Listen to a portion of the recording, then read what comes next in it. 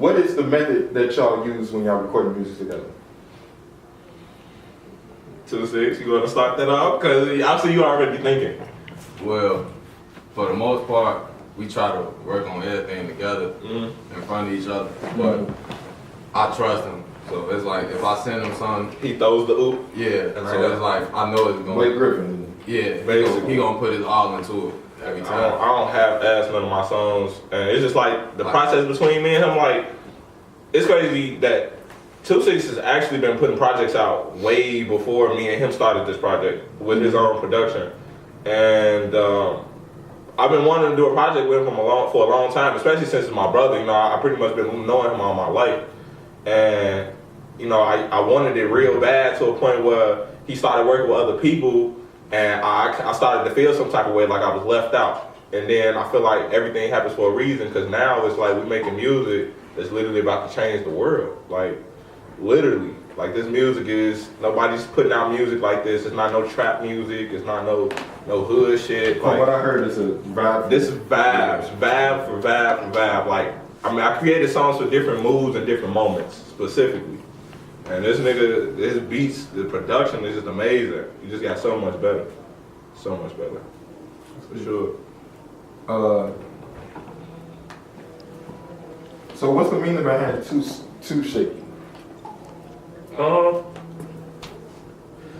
Well, 2-6, this is 2-6 right here. My name is Shaky.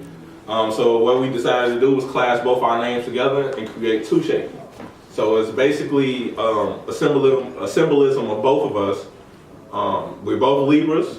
We both have the same type of agenda. We both have the same type of goal. And so we just felt it was only right to combine both our talents and create something unheard of. Because that's literally what this music is. It's unheard of.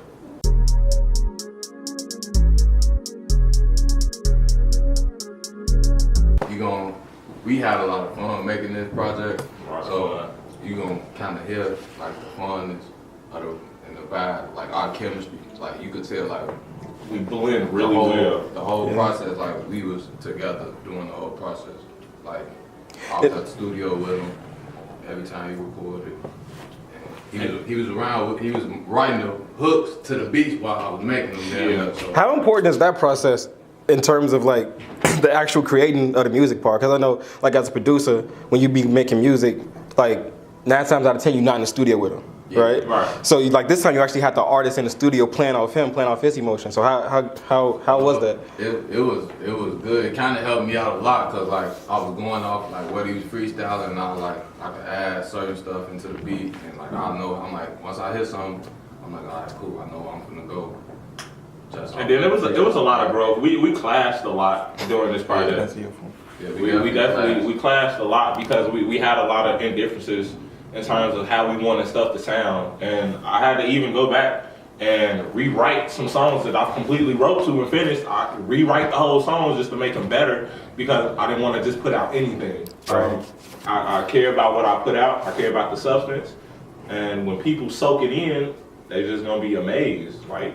Wow, these niggas is creating something I ain't never even heard. Like, I kind of feel like 2-6 is blending. I feel like he an old soul. Like he's blending part of like his 90s, 80s soul into some new art, new wave type shit. Like the beats are just so diverse. It just makes you think like there aren't any limitations.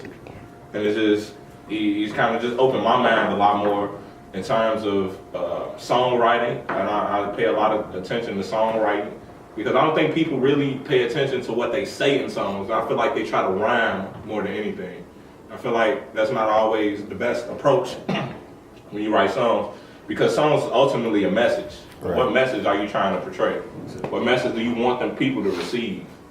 And that's all I really focused on this tape was messages. True.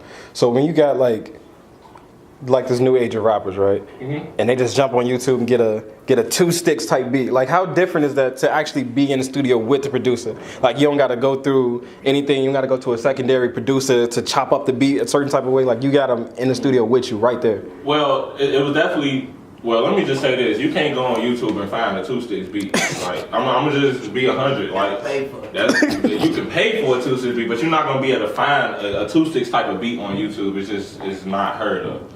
In terms of me actually having a producer in the studio with me, I feel like it was amazing because in the past, I've always been the person to rap off free YouTube beats. Like, there's nothing wrong with it, but ultimately, I don't think you should be releasing music that you find on YouTube, on beats that's on YouTube, because the whole world can see those beats.